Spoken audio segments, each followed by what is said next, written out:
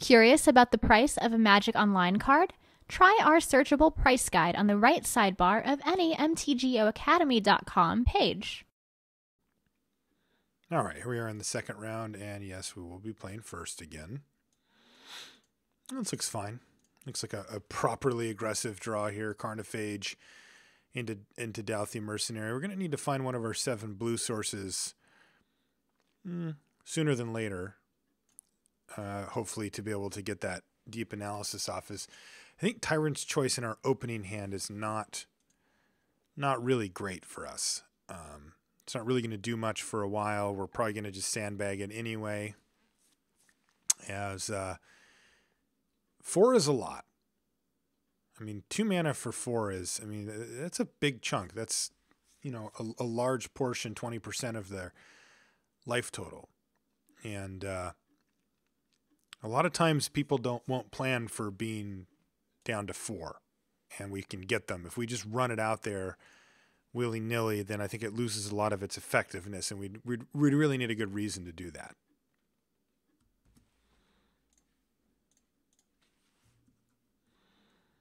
All right, so stage 1. Ooh, that's bad. This isn't terrible for us or anything, but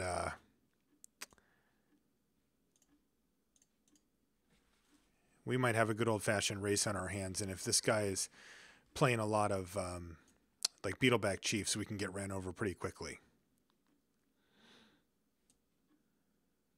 Can't block.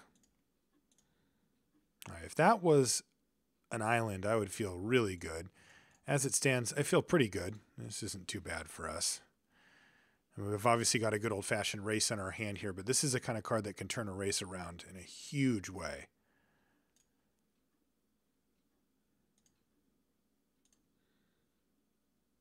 Tyrant's Choice is as well, though.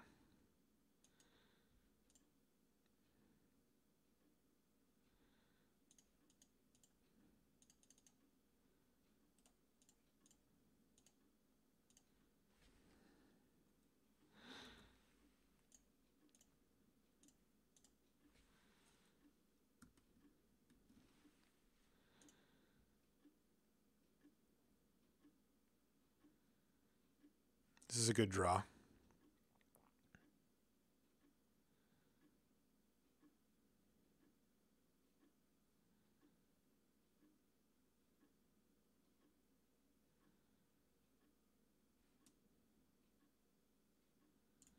Trades for a Goblin General.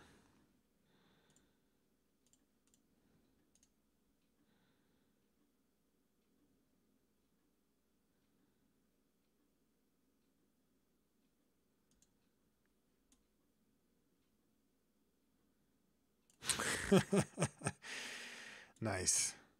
Yeah, that card's annoying.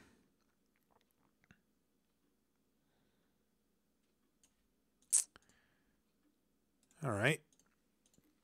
So let's try this again. I think we want Death's Head Buzzard here. And I think we want an Owl Familiar as well. I think 1 toughness or 1 powered creatures that get value actually end up being pretty good. Ring of Gix is probably a little too slow here. And we'll cut a Choking Tethers as well. Because if he's going to make a whole bunch of tokens, that card gets a lot worse. All right, here we go. Petal meet metal.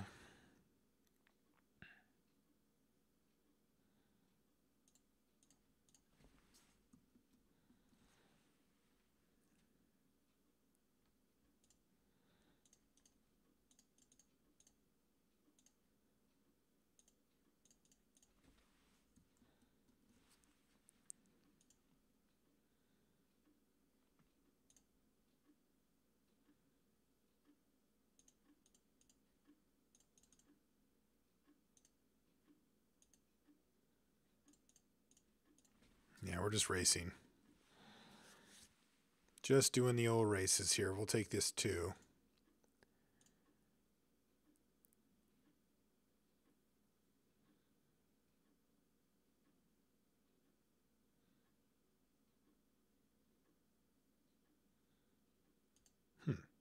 Okay, well, that got a lot more annoying with the advent of us drawing that, but meanwhile, we've got our opponent dead in 2 turns here, so not that worried about it. He hasn't really done much. He had to sacrifice a creature just to get that thing down, and we just crush him here. So, yeah, this is how this matchup is going to go. We are going to be just throwing resources at each other here and seeing what sticks. His deck is very all in, as you could see. I mean, he pitched his whole hand in the first game.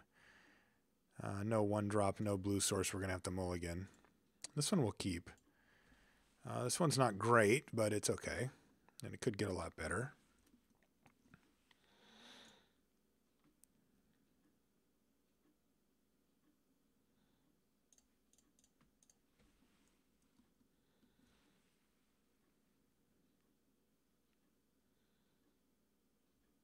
I'm just going to trade here. I don't think we're in a great position to race right now. All right, Death's Head Buzzard is sweet here. Yes, he just doesn't really have anything he can do. I mean, I block this thing dies. He's just going to send him in there. But he's just going to have to accept his 2-for-1 here then. Oh, that other thing gets pumped. Shoot. Forgot about that. All right, well, a 1-for-1 is acceptable as well. Our draw seems to have failed us here, though. We need action. And there's some. Pretty good draw. Given his current board state, if it could change. Yeah, there we go. That was a really good draw, though, because it prevents attacks, and then we could also attack back, and he didn't really have any reasonable blocks. All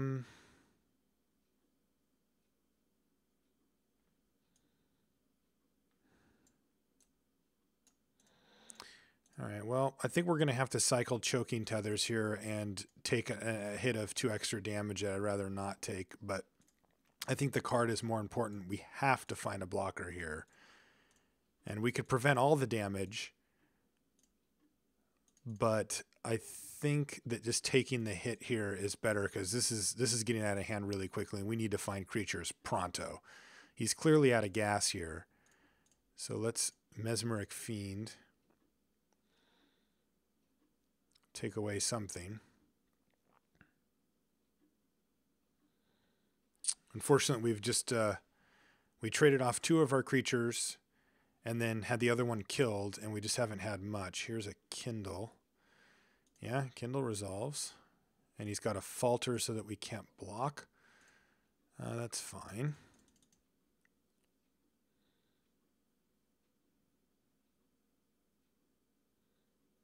Oh, perfect.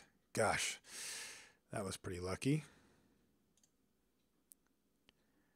So let's repel that stupid thing. And let's block here and hope to draw a creature. Creatures. All right, go ahead. He's going to make a 3, so we have 1 more turn to draw a creature. If we don't draw one here, then it's game. And we do not. All right, so let's Tyrant's Choice. And we will take Death. And we will Tyrant's Choice again and pick Death. And he will not, and we lose. All right. So that was annoying. I mean, you know, our opponent had a hyper-aggressive deck. Our deck was actually very aggressive as well, the 16-lander with the double Tyrant's Choice there. And I like our chances, generally speaking, but we just couldn't find a creature in the late part of the game, drew a few too many lands, and his deck is able to capitalize on that pretty hard. So that was going to do it there, unfortunately, for that one. And we got kind of blown out in that in game 1 with that. I can't remember what that card's called, but where he dealt 13 out of nowhere. I think we were in a pretty good position beyond that. So we have to just sort of take the hit here, I think. If you guys want to send an email for feedback, you can do so. It's lr@lrcast.com. I'm also available on Twitter for any questions or feedback. Marshall_LR there. If you want to join the clan here on Magic Online, it's super easy. Just send me a message, Marshall_LR. The only rules, of course, gotta love Magic. Can't be a jerk. Real simple. For all things limited resources, lrcast.com is where you want to go. All right, guys. Thanks for hanging out, and we'll see you.